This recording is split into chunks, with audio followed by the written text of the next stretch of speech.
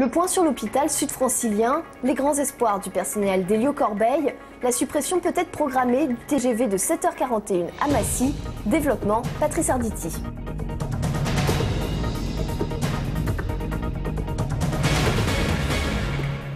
Bonsoir et commençons par cette méprise signée Marine Le Pen et qui sur RTL, voulant ironiser sur Martine Aubry, a confondu le directeur de campagne de cette dernière, à savoir François Lamy, le député maire de Palaiseau, avec Pascal Lamy, le directeur de l'OMC, l'Organisation mondiale du commerce. François Lamy a réagi également avec ironie en disant que pour sa part, il avait toujours confondu Marine et Jean-Marie Le Pen. Le scandale de l'hôpital sud-francilien n'en finit pas de rebondir, livré en janvier prochain avec un an de retard et un dépassement massif du coût initial. Le chantier a été, vous le savez peut-être, épinglé par la Cour des comptes régionale qui aurait détecté un très grand nombre de malfaçons. L'État envisage de demander des dommages et intérêts au constructeur et le constructeur envisage également d'en demander à l'État. Le point Christophe Garnier. Bien que livré avec un an de retard, au mieux au mois de janvier, l'hôpital sud-francilien aura déjà coûté à l'État, rien que cette année, 40 millions de loyers annuels et ce système va encore durer 30 ans. Au final, le prix de l'hôpital atteint des sommes exorbitantes. Dimanche dernier, Xavier Bertrand, ministre de la Santé, envisageait de demander une réparation pour le dépassement budgétaire et le retard. Il affirmait que l'ouverture ne se ferait le 23 janvier prochain qu'à la condition que toutes les malfaçons, la Cour des comptes régionale en a dénombré 7000, soient corrigées et que la sécurité des patients soit assurée. Ce week-end, nos confrères de Dimanche Plus dénonçaient un risque de légionellose dû à un problème dans l'eau et un sous-dimensionnement du système informatique qui reliait tous les blocs opératoires. Manuel Valls et Jean-Pierre Bechter ont également demandé la sortie du partenariat public-privé qui aura coûté si cher. Eiffage accuse lui l'administration d'être à l'origine du retard et envisage lui aussi de réclamer un dédommagement à l'État. Pour l'instant, ce qui doit être l'un des plus modernes et des plus grands hôpitaux d'Île-de-France est un hôpital désert que le personnel soignant refuse d'investir. On passe à la reprise, ou plutôt le projet de reprise par ses salariés de l'imprimerie Hélios-Corbeil qui pourrait se concrétiser. C'est la semaine prochaine que tous les acteurs du dossier vont devoir convaincre le tribunal de donner du temps pour que le personnel puisse peaufiner le dossier. Le tribunal qui sera peut-être sensible au fait que quelques éditeurs, la plupart d'ailleurs, qui pèsent 80% du carnet de commandes de l'imprimerie, se seraient engagés, selon un syndicat, à maintenir leurs commandes sur le site. Retour à la médecine avec le centre municipal de santé des Ulysses qui inaugure ses nouveaux locaux ce soir. Ce centre médical a enfin pu quitter des bâtiments en préfabriqué qu'il occupait depuis maintenant 30 ans. Les services dentaires vont en principe y occuper une place prépondérante. Audrey Coll. Des locaux flambant neufs et un matériel complètement renouvelé. Le nouveau centre de santé des Ulysses a ouvert le 26 septembre. Le gros de l'activité est assuré par des consultations dentaires, mais on peut également s'y faire vacciner ou obtenir des soins infirmiers. Nous avons un petit peu plus de locaux et nous allons aussi ouvrir une consultation de gynécologie médicale avec pratique d'IVG médicamenteuse. Donc nous avons quand même des locaux beaucoup plus fonctionnels et un très bon matériel.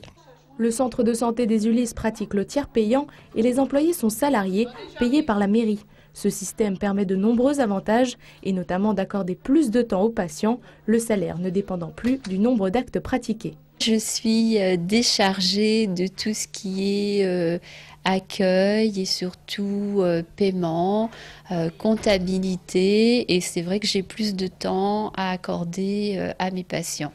La ville des Ulysses connaît une forte expansion et la municipalité souhaitait se doter d'un centre médical à la hauteur.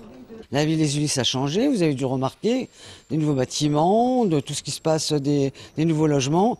Donc notre centre de santé était absolument indispensable. Le nouveau bâtiment a coûté 1 237 000 €, dont près des 3/4 ont été financés par le Conseil général, le Conseil régional et l'ANRU. Le centre est ouvert à tous, même si la liste d'attente est un peu longue. Une charte d'engagement des conseils généraux, c'est ce que le patron de l'Assemblée départementale essonnienne a adressé à ses collègues présidents, évidemment dans tout le pays. Une charte leur demandant de se prononcer clairement en faveur du droit à l'homoparentalité. On se souvient que le mois dernier, le Conseil général de l'Essonne avait délivré un premier agrément à une jeune femme célibataire, vivant en couple homosexuel et présentant, c'est ce qui est libellé, toutes les conditions nécessaires à l'épanouissement d'un enfant. Cette semaine, qui peut encore ignorer que les papilles sont à l'honneur à l'occasion de la semaine du goût? Dans le département, plusieurs fermes et restaurants ouvrent leurs portes pour faire découvrir aux curieux leurs secrets de fabrication. À Villeneuve-sur-Ouvert, la ferme des Rochettes, qui est spécialisée dans la production de safran et de fromage de chèvre, propose au public la visite de son exploitation et de la conception des bûches, des bûchettes et évidemment des crottins de chèvre. On commence déjà par la traite. On va attendre déjà 24 heures avant que le lait soit caillé. Une fois que le lait sera caillé, on va attendre encore 24 heures une fois qu'il va être moulé pour qu'il s'égoutte un petit peu. Après, on va le redémouler. Il va falloir à peu près 4 à 5 jours pour faire déjà un fromage frais. Et puisque c'est la semaine du goût, c'est l'occasion de connaître les habitudes alimentaires de base des Français. Est-ce que nous préférons manger sucré ou salé? Sachez que nous serions 56% à préférer le sucré, les 15-19 ans en tête, mais ensuite les 50-60 ans repencheraient vers le salé. Alors quelques avis essoniens recueillis par une équipe de Téléson ce matin. Le salé. Le sucré. Les deux. Les pâtes carbonara, le bourguignon. En fait, j'aime tout ce qui est salé, surtout les plats en sauce. Millefeuille. Ouais. La mousse au chocolat. Oui, le saucisson. Le faisan aux pommes. Voilà, par exemple. Et principalement le gibier. Le millefeuille. Millefeuille, éclair au chocolat. La tarte citron meringuée. Ah, ça c'est bon, ça, la tarte citron meringuée. Sinon, tout ce qui est bonbon. Foie gras. Les macarons. Les macarons de chez La Durée. Une très bonne et vraie quiche lorraine. Vous savez comment on la fait? Eh bien simplement, on met des petits lardons à suer. Ensuite de l'autre côté, on prépare des œufs, uniquement qu'avec de la crème fraîche. Il y a une pâte qu'on fait auparavant, on met au four et quand vous mangez. Merci beaucoup. C'est bon. Alors pour la petite histoire, si 53% des parents préfèrent le sucré, ce sont 75% des personnes sans enfants qui sont exactement dans le même cas. Une grosse inquiétude quand même des usagers du TGV qui, chaque jour, comptent sur l'arrêt de 7h41 à Massy. La SNCF envisagerait de supprimer cet horaire. Des dizaines de voyageurs à destination du Mans, d'Angers ou de Nantes seraient fortement, dans ce cas-là, pénalisés. Une pétition a été lancée et le sénateur maire de Massy, qui n'a pas été prévenu, dit-il, par la SNCF, suit évidemment le dossier de près.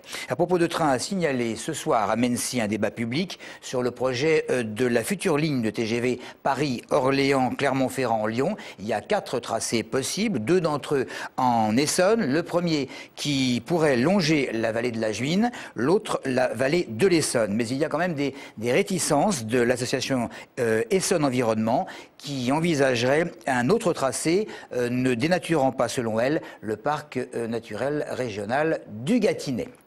Et on va terminer par cette superbe machine inventée par un industriel de Chevannes et qui lance des balles de tennis à 150 km/h. Il s'appelle Abdelkader Aitov et il a signé les contrats destinés à équiper les principaux centres d'entraînement. Des champions avaient testé l'engin qui peut envoyer des balles partout sur le court. On n'a pas eu droit à une expérience, mais enfin on le fera dans un des prochains jours. L'industriel en tout cas a engagé du personnel supplémentaire pour se lancer sur le marché de l'étranger, également bien sûr extrêmement intéressé. Voilà donc pour l'essentiel de l'actualité. Merci de votre fidélité.